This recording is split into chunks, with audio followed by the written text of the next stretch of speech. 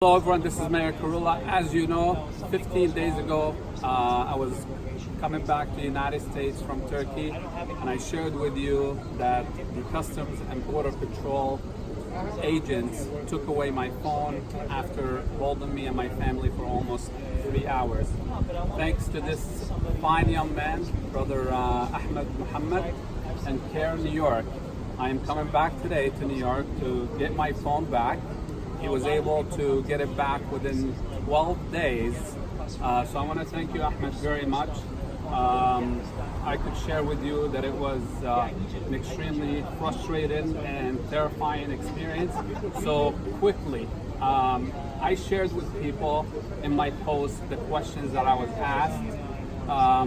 What were they supposed to ask me? What can they ask me? Well, that's a very fine point. Look, when you're coming back into the country, Mayor, CBP is supposed to ask you 3 types of questions. Number 1, who are you? And the way you answer that question is by giving them your U.S. passport or your visa.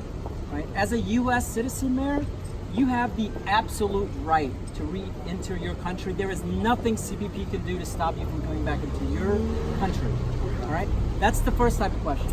The second type of question is, what was the purpose of your trip?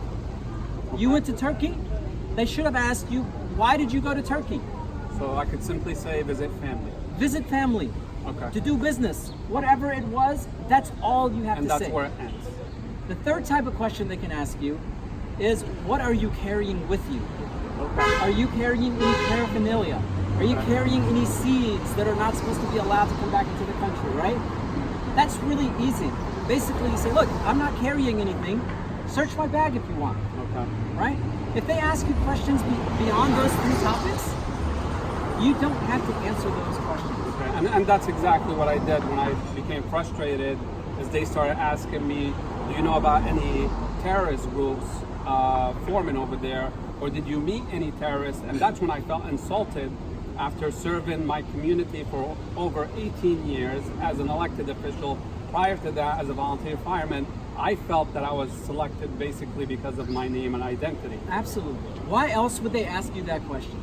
Exactly. If you weren't Muslim, if you weren't born in Syria, why would they ask you that question? Exactly. It is profiling. It happens every day to American citizens who happen to be Muslim. And the only reason they're taken back to secondary inspection and questioned in that way is because of their faith, what they happen to be wearing, and in what direction they pray.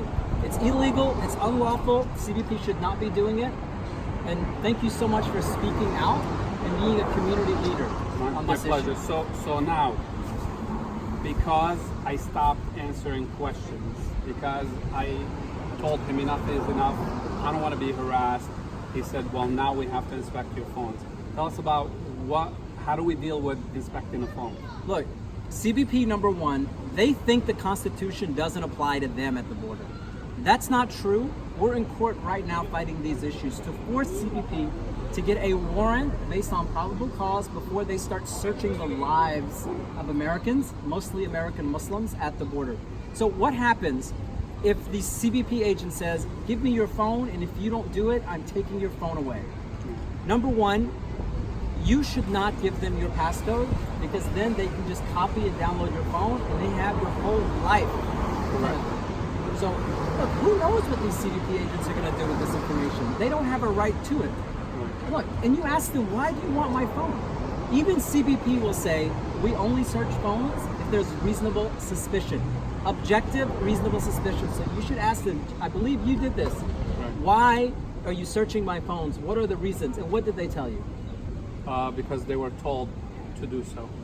They didn't have reasonable suspicion. Right. They violated their own rules. And that's why, according to them, they said they didn't inspect it, right? Because there's really nothing. I'm very confident of myself. So I just want to thank you again. I want to thank CARE. And I want to say, listen, CARE does a fantastic job for the entire community, not only for Muslims, non-Muslims as well. So I'm going to put the button for donate as well. So if you could please support CARE and help them do what they do. I'm going to share with you, I spoke to one attorney friend on my cell phone before I lost it. After my phone was taken away from me, there was no way for me to contact anybody in the outside world. But Ahmed had enough sense, and I thank you very much, just to call inside the airport and say, I want to speak to Muhammad Khairallah. So I want to thank you. You were a lifeline. I know you told them we were going to sue them, and I know I reviewed the documents, and I know we're not done, because this is not about me only. This is about civil rights. This is about ending profiling and Islamophobia. So thank you very much, and thank you for helping me restore part of my life. Jazakumullah khair. God bless you, and I hope none of you ever go through this. Assalamu alaikum.